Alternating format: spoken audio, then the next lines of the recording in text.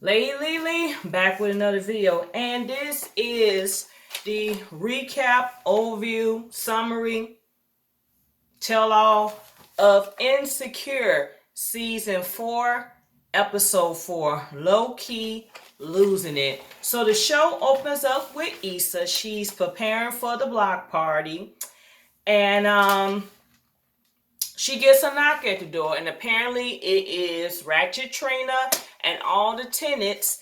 And apparently, Issa forgot to tell them that they were having their water turned off for maintenance. So all of the tenants come bombarding her. The man who claimed he don't have a dog, who do have a dog. One of the tenant saying he's actually using his apartment for Airbnb, and he has a couple coming in for a jazz festival. And yeah, they said it's against the law to tell people that their water is not being turned off, and you do have to get a 24-hour notice. From there, we go on to Molly. Molly is working and she's in rollers, and Andrew stops by. Not sure if this is a preparation or not, or she just forgot or got behind. So Andrew comes over. It's been a while. They're moving to the bedroom to do what they do. And Molly paused because, of course, her mind is still focused on work. Andrew, the kind man that he has been, let her go off to finish her work, and Molly finally finished her work, and it's 1:42 a.m. Of course, Andrew is asleep now, but he wakes up because you know what time it is. So from there, it goes to Molly. She's at work with her colleagues. They're making fun of the younger associate, wondering if he, into white girls or not. And they finally had to discuss work. So one of Molly's colleagues is saying, she has to get home because she's neglecting her kids. They haven't been eating right, and she got to go home. So Molly and the other colleague agreed to stay. So she asks Andrew for a rain check so she can focus on this work, on the work. Molly and Issa and Kelly and Lawrence, they all go meet up to visit Tiffany because she finally had this damn baby. She's been pregnant since forever. So Issa and Molly, they kind of have this slight fight over a parking spot. And why Issa decides to let Molly has it, she finds a park that's up yonder, and all of a sudden she has a voicemail, and it's Nathan, and he's congratulating her and want her to call him back. So will Nathan pop back up in season 4? That is something we would have to see. So Molly and Issa stop and talk before they go into the house. They have not been doing their self-care Sundays. Molly is asking Issa is her mat over her house, and they agreed that they probably need to find another day. And they were like, well, we still want to do self-care days. Both of them agreed to yes. So they move on. So we see Lawrence and Derek there with baby Simone. She's here. She's beautiful. And we want to know why in the hell does she has a future AKA beanie on her head? Because I want to know who the hell is the AKA, shall we? But we're going to leave that alone. We're going to keep it moving. So anyway, Derek and Lawrence with the baby.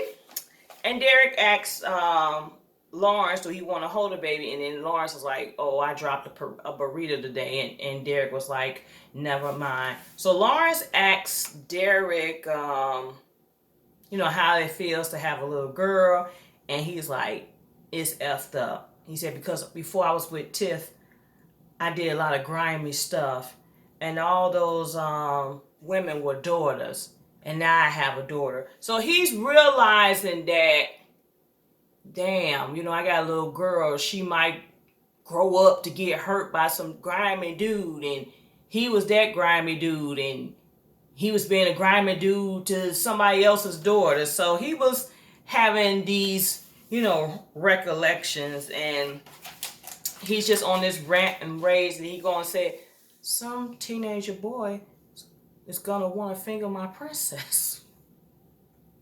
And then Lawrence looking at him like, hey, we don't know, maybe, maybe not. So, Lawrence assured Derek that, he's gonna be a great dad. They're gonna be both great parents. They plan everything. They're responsible.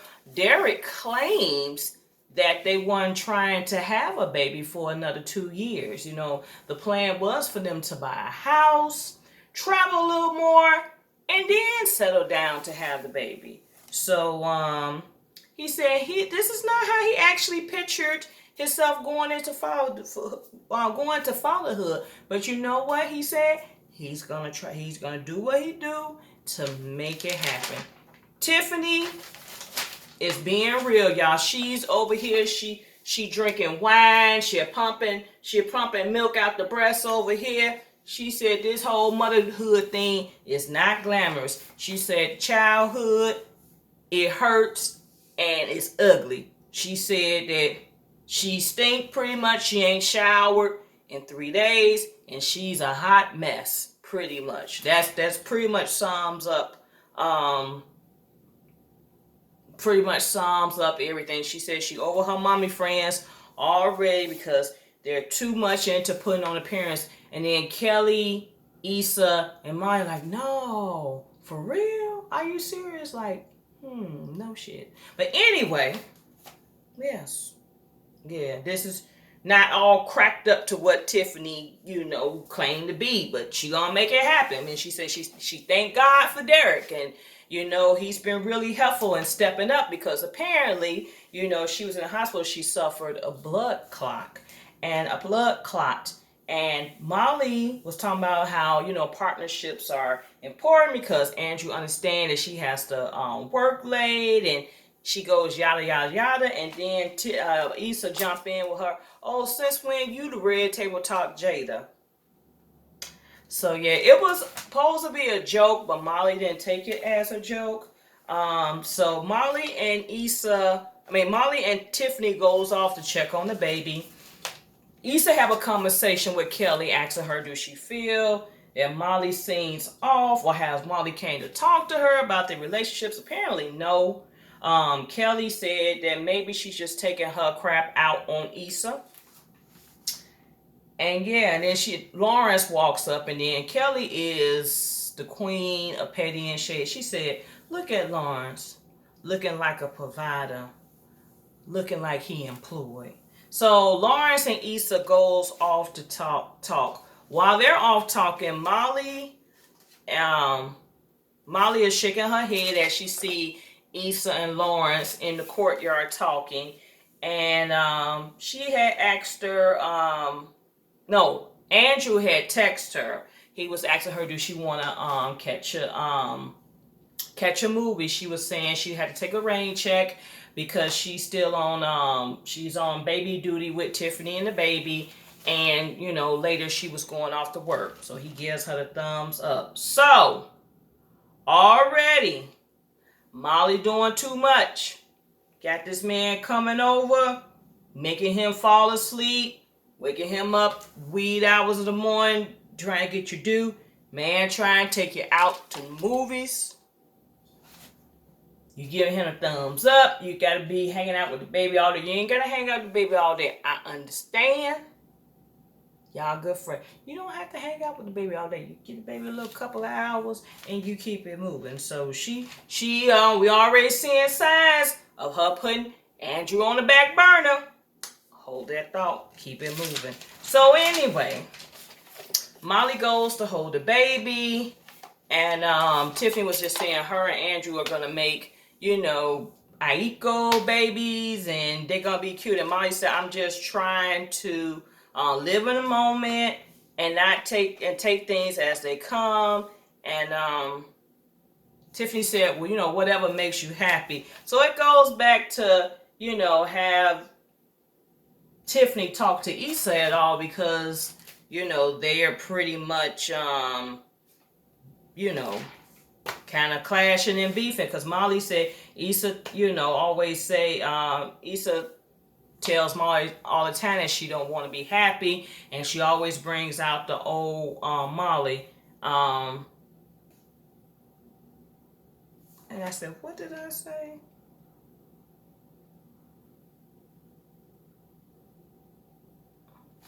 Oh, yeah. Anyway, lost my train of thought off the notes. But she said, Tiffany said, and it's true, it's really a breakdown in communication. They really need to stop and talk. And as we've seen, we're in episode 4 right now, and Issa and Molly still have not sat down and hashed out anything. They have not stopped and talked at all. They have not. So the scene goes to Lawrence and Issa. They're talking about who the baby looks like. They both agree the baby actually looks like Kelly. So they're laughing and having a good time. Issa mentions to Lawrence that she's pretty stressed out about the block club, and she hasn't heard from Condola. Because remember, earlier in the episode, Issa calls Condola and leave a message, but Condola has not responded to her call at to date. So anyway, Lawrence was about to go and tell Issa something, and then her phone rings.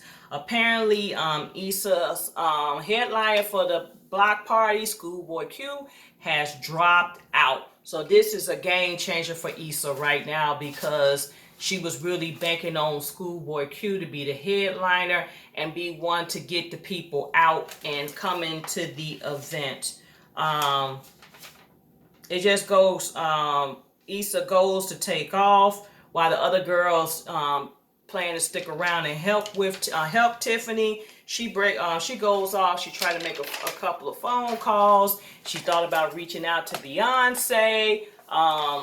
She thought about reaching out to Robbie Rich and Mustard, because she got to get somebody to be a headliner for this event. Now, this is after the fact that she had finalized the flyer, and after the fact, like she said, she done got all these flyers printed out, and now Schoolboy Q, can't perform. Molly and Andrew are out to dinner. They're having an amazing time. Molly came up with this whole rest of the night itinerary, and Andrew's like, hell, he had made plans to hang out with the boys and play poker afterwards. And Molly was like, but this is date night. He said, yeah, I know, but it seemed like every time they get together or want to do something, there's always a change of plans. So this time he was just being prepared and had a backup plan. So he had asked Molly pretty much, where do he fit in? Because, it's always work this. I'll check you back then. We got to do this. Everybody else, where does he fit in? And then Molly's pretty much saying, I'm here. And then he said, well, do you want me to cancel? I can cancel the poker night. And she was like, no. From there, Issa goes and calls Molly. Molly thinking they're getting ready to have that friendship conversation that they needed to have. And Molly's been stressed. A lot been going on with the work front. So she thinking, here it is. Issa's finally calling to talk to me. And it's really Issa asking Molly to do a favor, because Andrew worked for Live Nation, and she wants to get Andrew to help her to secure an artist for the block party event. Molly said she would try, and it goes from there. Where are we at? Molly is pretty much feeling some type of way, because she thought it was going to be the talk that they needed to have. So from there, Molly goes to visit Andrew. She brings goodies. She apologized. And this is the part I really appreciate Molly. She's starting to be more open and honest about feelings or where she's at. And I think that's a good thing. That's good communication, because she pretty much, tell,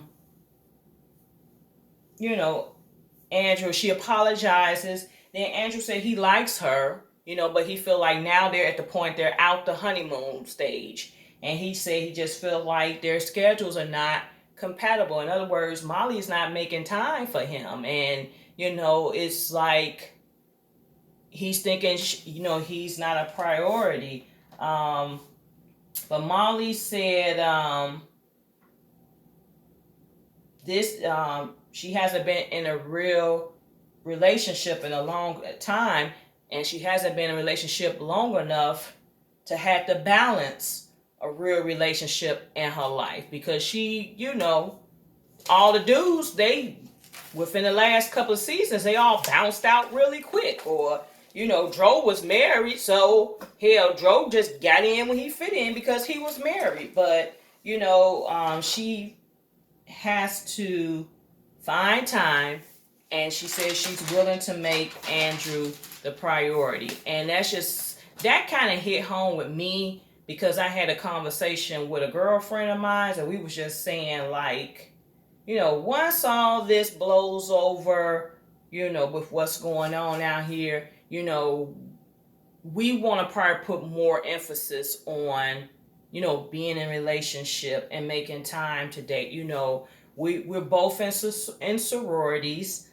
She's a Delta, I'm a AKA. Well, of course, y'all know that, but she's a Delta. But we talk about how we give so much to our organizations and how we give so much to our jobs, and we're involved with our churches. Where do the men fit in? Where would the man fit in at? It's just something, and now you have lot time to think about things. It's just like, okay, moving forward, one thing I think I am going to do once we come out of this is to not overcommit myself moving forward. Just start slowly removing things, stepping away from things. That's one thing I know I'm going to do different. And not be caught up in all these meetings, but, and being more caught up in having some fun experience and people experiences and all this type of stuff. That's, yeah. Sorry, stepping out. Let me will it back to the thing, but it was just something that just made me stop and think, have that moment right there. So, from there, Molly calls Issa. So, Issa, she breaks out into that goofy, you my best friend, I wish I could hug you. She breaks, but hold your brakes, Issa, because Molly said she is not going to ask Andrew. She said that this relationship is important to her. She wants to keep things separate, and she's not going to ask the favor for Issa. Issa like, what? He's like, what? For real? Like, really? So, yeah. So they pretty much get off the phone. Molly said, are you mad? He's like, yeah. Issa's pretty pissed. Let's just be real. And it goes from there. Issa goes to try to take a shower. The water turns brown. And that's the end of the episode. So, the build up. Lawrence got something he want to tell Issa. What is it? Inquiring minds want to know.